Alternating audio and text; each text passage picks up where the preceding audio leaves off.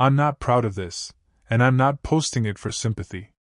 I guess I'm posting because I've reached that age where memories don't stay quiet anymore. They tap you on the shoulder at 3 a.m. and ask to be let out. So here it is. My name's William. For most of my life, I was a man who survived by taking shortcuts, some small, some unforgivable. This story is about one of the latter, a nighttime robbery at a pensioner's home, years ago, when I was desperate, broke, and convinced myself I was smarter than my conscience. The place was a converted Victorian house that housed a dozen elderly residents. Not a nursing home exactly, more like a cheap end-of-life holding pen run by a private landlord who cut corners and cashed checks. I knew the building because I'd done odd jobs there once, fixed a fence, cleared gutters, smiled politely while old women offered me tea I didn't want. I noticed things back then, habits, routines, how early the lights went out. I told myself noticing wasn't the same as planning. My motive wasn't glamorous. No grand criminal ambition.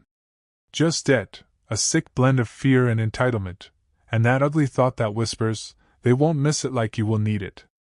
Even writing that makes my stomach turn. I didn't hate the people I robbed. That's the worst part. I pitied them.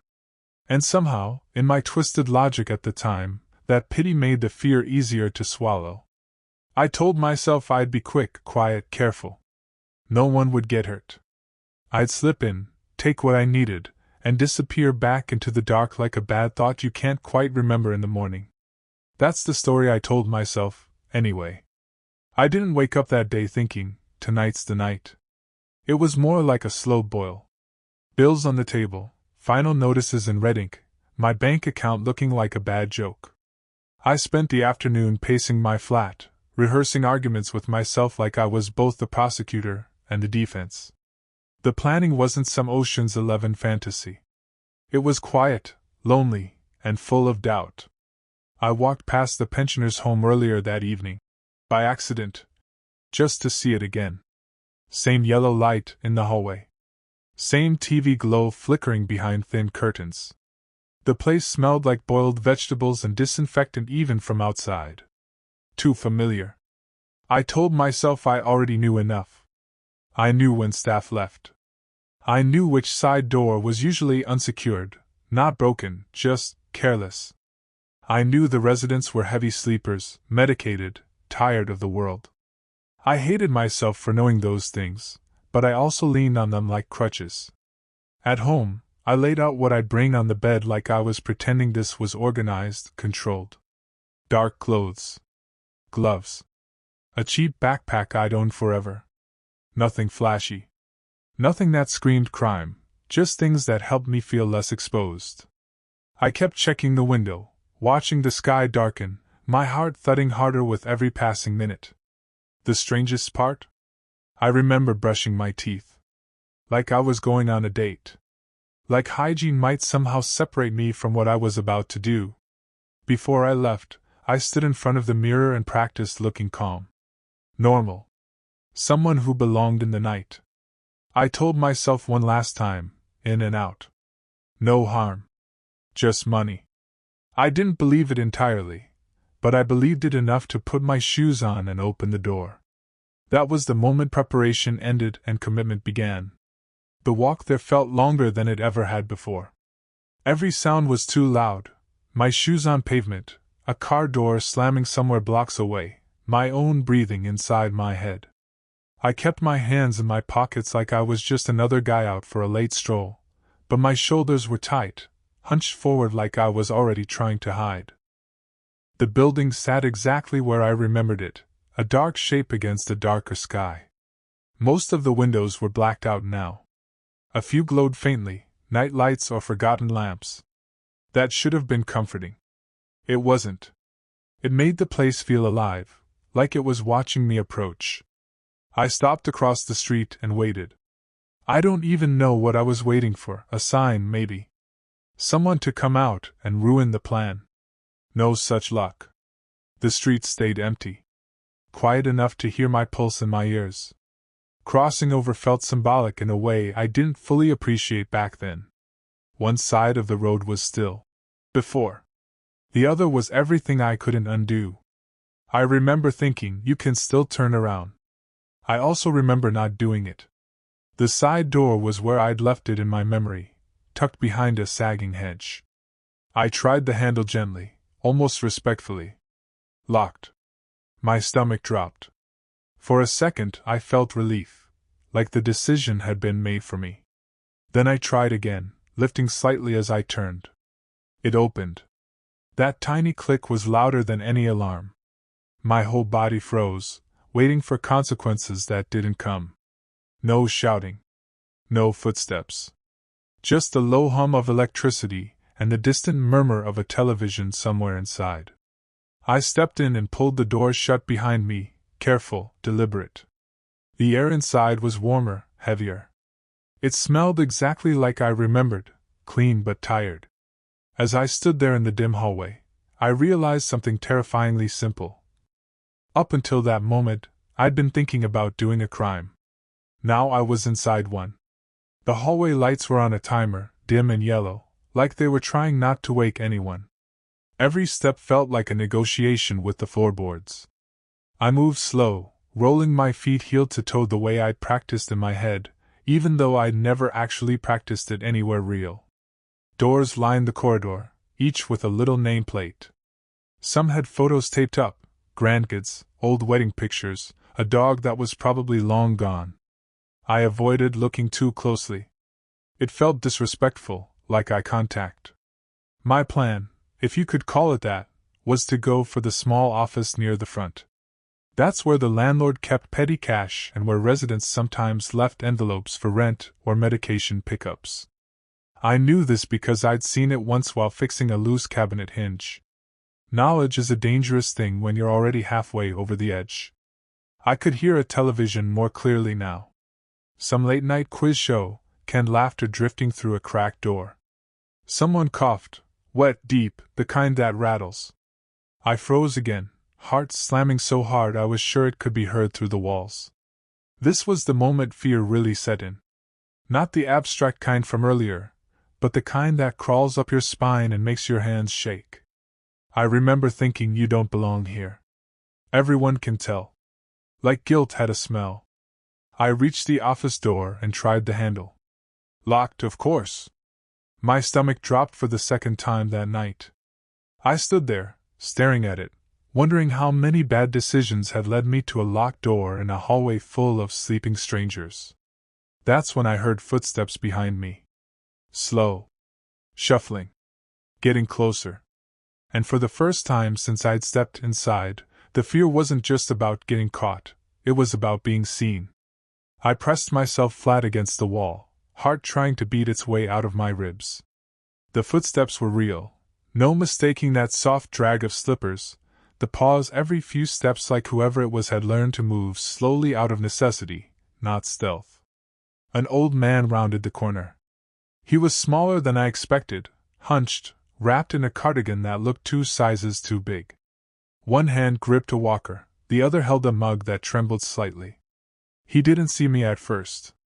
His eyes were fixed on the floor, following a path he'd probably walked 1,000 times. I should have slipped past him then. I had the space. The chance. Instead, I froze like a guilty child caught sneaking sweets. He looked up. Our eyes met, and in that split second I watched confusion turn into fear. Pure, naked fear. His mouth opened but no sound came out at first, like his body couldn't decide which emergency to prioritize. I'm sorry, I blurted out. The words tumbled out before I could stop them. Stupid. Useless. Suspicious. He tightened his grip on the walker. Who are you? His voice shook, but there was steel underneath it. Life-hardened steel. My brain scrambled for a lie that didn't sound like one. Maintenance. Wrong floor. Checking a leak. None of it came together fast enough. The silence stretched, thick and awful. I'm leaving, I said instead. Half true. Cowardly. My hands were up, palms open, like that might erase the fact that I was there at all. For a moment, I thought he might shout. Press a button. Wake the whole place. Instead, he just stared at me, eyes glassy, breathing shallow. I realized then how close he was to panic, how easily this could tip into something far worse than theft. "Go," he said finally. One word. A command, not a plea. I nodded too fast and stepped back, my shoulder brushing the office door. The locked office door. The reason I was there. And as I backed away, something ugly surfaced in me, relief mixed with disappointment. That's when I understood how far I'd already fallen. I should have left. That was the clean exit the universe handed me, wrapped in a shaking old man and a single word: go. I even took a few steps backward, toward the way out, my pulse still screaming in my ears. But then he shuffled past me, slow and careful, heading toward the kitchenette at the end of the hall. He didn't look back. Just trusted that I'd do what I said. That trust burned. I stood there after he disappeared, staring at the office door like it was mocking me. Locked, yes, but not impenetrable. I remembered the cabinet hinge I'd fixed years ago, the cheap lock, the way the doorframe flexed if you leaned on it just right. That memory came back uninvited, sharp and clear. My hands were shaking again, but now it wasn't just fear. It was adrenaline, stubbornness, that ugly whisper, "You're already here. Don't walk away empty-handed." I hated that voice. I listened to it anyway. I crouched and pressed my shoulder into the door, gently at first, then harder. The wood creaked. I froze, waiting for someone to shout, for an alarm to scream to life. Nothing. The building stayed asleep.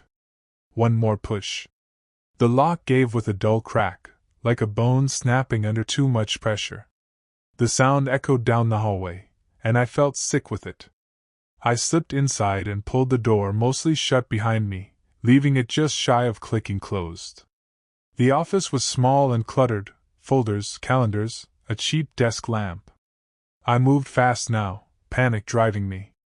Drawers. Envelopes. A tin with petty cash inside. Not much, but enough to make this feel horribly real. As I stuffed the money into my backpack, I kept picturing the old man's face. The fear. The mercy. I told myself I wasn't stealing from him, not directly. I told myself a lot of things in those few frantic minutes. None of them sounded convincing. I was zipping the backpack when the office light flicked on. Just like that. No dramatic build-up. 1 second dim, the next harsh white buzzing overhead. I flinched so hard I nearly dropped the bag. For a heartbeat, I was sure I'd triggered some silent alarm and uniformed consequences were already on their way. Then I heard her voice. "What are you doing in there?" It was a woman's voice, thin but sharp, cutting straight through the adrenaline fog. I knew it instantly, Mrs. Calder. Late 70s, sharp tongue, sharper mind. She'd complained about the fence I fixed, said I'd made it too sturdy, like that was a flaw. I opened the door slowly, like speed might make it worse. She was standing there in a robe and slippers, arms crossed, posture rigid with suspicion. No fear yet, just anger. The dangerous kind. "I work here," I said. Another lie. Worse than the first. There was a noise. She looked past me, into the office, eyes landing on the broken lock, the open drawers. Her face changed. Not surprise. Recognition. "Oh," she said quietly. "You're stealing." The word hung between us, plain and undeniable. My mouth went dry. I could hear movement down the hall now, someone else awake, doors creaking open, the building stirring like a disturbed nest. "I didn't take much," I said, immediately hating myself for how pathetic it sounded. "I'll put it back." She laughed then. A short, bitter sound. "Of course you will." She took a step forward, and I panicked. Not because she was a threat, but because she wasn't. Because if she yelled, if she made a scene, this would spiral fast. I did the only thing I could think of. I begged. Quietly. Desperately. Promises spilling out of me, leaving now, never coming back, no harm meant. I don't know which part of it reached her, if any. She stared at me for a long moment, eyes cold, calculating. Then she sighed. "Get out," she said. Before I changed my mind. I didn't wait to hear it twice. I moved fast, but not smart. Adrenaline makes you sloppy. My feet felt too big, my hands too loud. I half ran, half stumbled down the hallway, the backpack thumping against my spine like it was trying to announce itself. Doors were ajar now, just cracks, just eyes. Whispers. Someone asking if everything was all right. Someone else coughing again. I kept my head down. Don't look. Don't explain. Don't trip. The side door came into view like a mirage. I fumbled with the handle, convinced it would betray me now, that it would stick or scream or lock itself out of spite. It didn't. It opened, and cold night air rushed in, sharp and cleansing and terrifying all at once. Outside, the quiet felt fake. Too normal. The street lamp buzzed. A cat darted across the road. Somewhere, a radio played faintly through an open window. I expected sirens. Footsteps behind me. A hand on my shoulder. Nothing. I walked at first, forcing myself not to run. I counted steps. 1 block. 2. My lungs burned like I'd sprinted anyway. When I finally ducked into an alley and leaned against a wall, I slid down until I was sitting in the dirt, shaking so hard my teeth clicked. I opened the backpack just enough to see the envelopes inside. Real money. Proof. My stomach flipped. I felt triumphant for exactly half a second, and then the weight of it hit me. Not the cash. The eyes. The voices. The mercy I didn't deserve. I stayed there a long time, listening to my heartbeat slow, waiting for the world to catch up. It never did. The walk home felt unreal, like I was wearing someone else's body. The streets I knew so well looked different now, too open, too exposed. Every passing car made me flinch. Every shadow felt like it was leaning toward me with intent. Once inside my flat, I locked the door and just stood there, backpack still on, listening. Pipes knocking. A neighbor's TV through the wall. Normal life continuing without any regard for what I'd just done. That almost broke me more than sirens would have. I emptied the bag onto the kitchen table. Envelopes with names on them. Handwriting that wobbled. A few coins taped inside notes, like someone had planned carefully for something small but important. I hadn't thought about that part. I told myself it was petty cash. Abstract and ownerless. Seeing it laid out like that killed that illusion. I tried to justify it immediately. The landlord will cover it. Insurance exists. They told me to leave. I didn't hurt anyone. The excuses lined up fast, like they'd been waiting their turn. None of them stuck. My hands wouldn't stop shaking, so I poured a drink. Then another.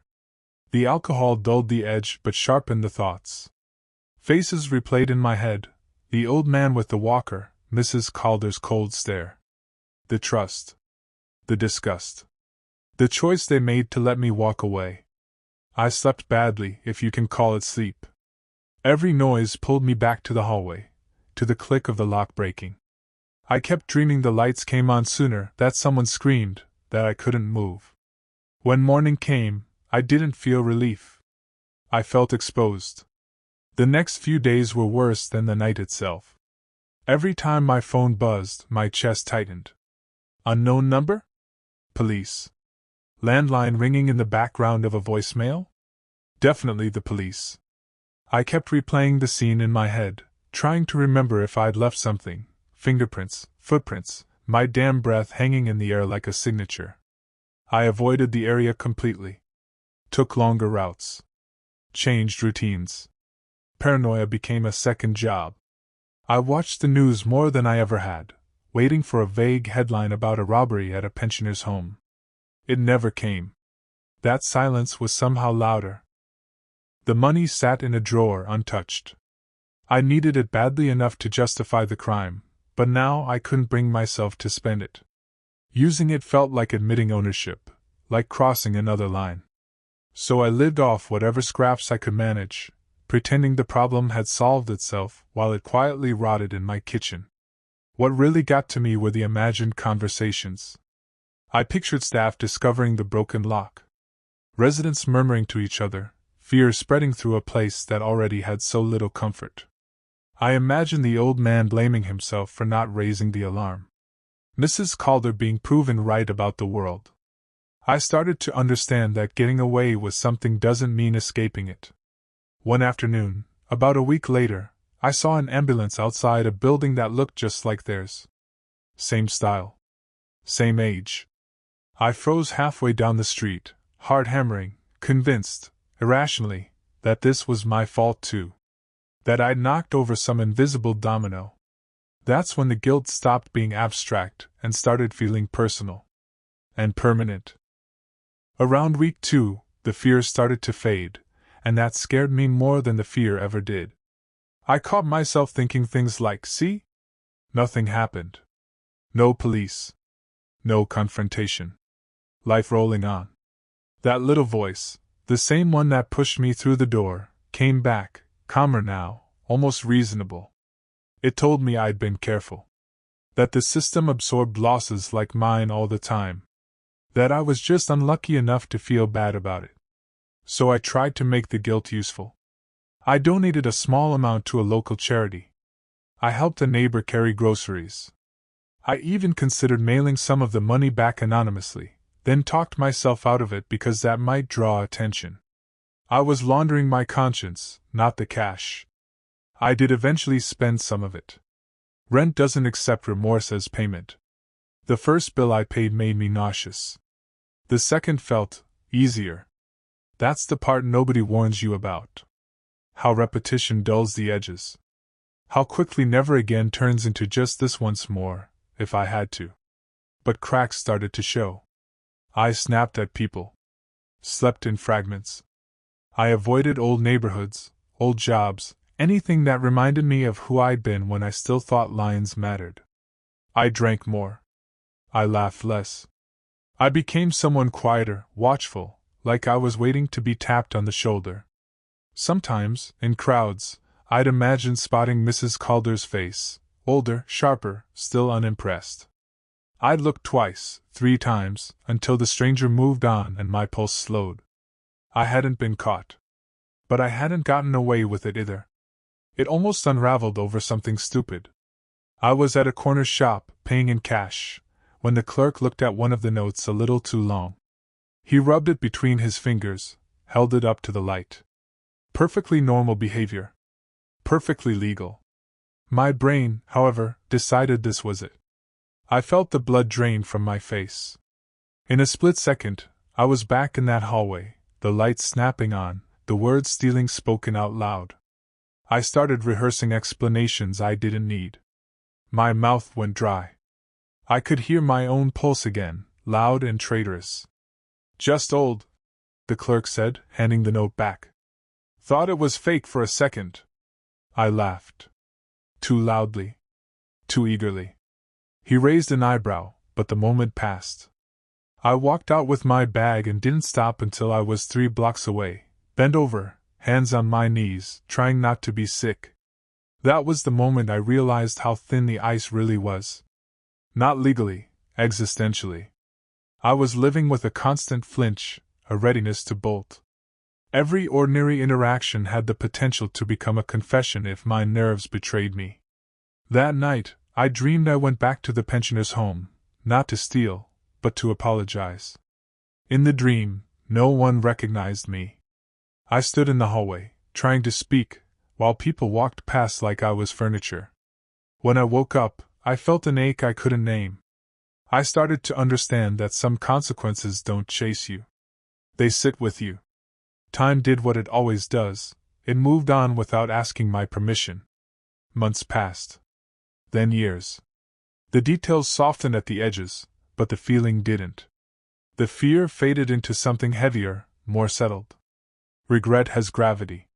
It doesn't chase you, it waits for you to stop running. I never went back to that building. I avoided that whole part of town like it was radioactive. But the place followed me anyway.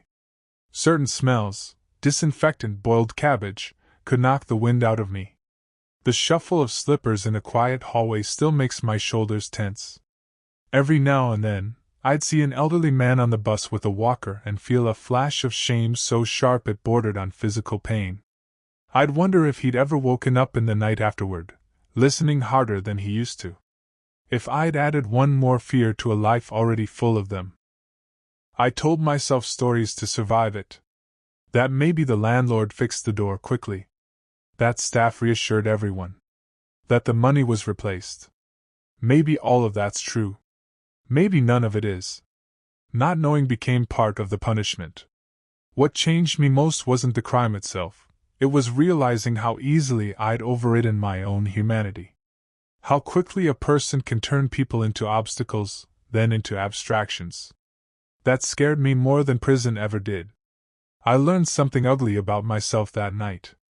And once you learn something like that, you don't get to unlearn it. You just decide what to do with the knowledge. I was never caught. Not officially. No knock at the door, no letter, no courtroom scene where everything gets named and boxed and sentenced. The system never reached out its hand. I did eventually. A couple of years after the robbery, when I was slightly more stable and slightly less cowardly, I sent an anonymous money order to the management company that ran the place. More than I took. No note. No explanation. I told myself it was restitution. I also knew it was safer than an apology. Apologies ask something back, forgiveness, acknowledgement, absolution. This was cleaner. Quieter. Still inadequate. I don't know if it made a difference. I don't know if anyone connected it to anything at all. But sending it felt like closing a door I'd left ajar in my head. What really changed me, though, was how I saw myself afterward. I couldn't lean on the fantasy that I was not that kind of person anymore. I was. At least once, under the right pressure, with the right excuses, I had been exactly that kind of person. Oddly, that clarity helped. It forced me to be more careful, not just about what I did, but about what I justified. I stopped telling myself stories where I was the victim of circumstances. I started paying attention to the moment just before a bad decision, when it still feels negotiable. I didn't become good overnight. I didn't suddenly turn noble. But I did become honest with myself, and that counts for something, I think. The crime didn't end my life. It ended a version of me I can't go back to. If there's a point to all this, if a Reddit post like this can have one, it's not redemption. It's awareness. I learned that crimes don't always announce themselves as evil. Sometimes they show up dressed as solutions. Sometimes they whisper instead of shout. The night I robbed that pensioner's home, the loudest thing wasn't the lock breaking or my heartbeat. It was how quiet my conscience got once I started negotiating with it. To anyone reading this who's desperate, scared, or telling themselves they're different, you're not. Not in the way you hope. Pressure doesn't create monsters, it reveals them. The line between I never and I already did is thinner than you think, and it usually disappears when you start believing you're the exception. If you're standing at the edge of a bad decision, thinking about how you'll get away with it, stop. Not because you'll definitely be caught, but because even if you aren't, you'll carry it. Into quiet moments. Into ordinary days. Into who you become when no one's watching. I still live with that night. It's quieter now, less sharp, but it hasn't left. Maybe that's fair. Maybe that's the price of being let walk out the door. That's all this is, one man's confession, offered without excuses. Take from it what you will. Just don't make the mistake of thinking you won't remember the choices you make in the dark.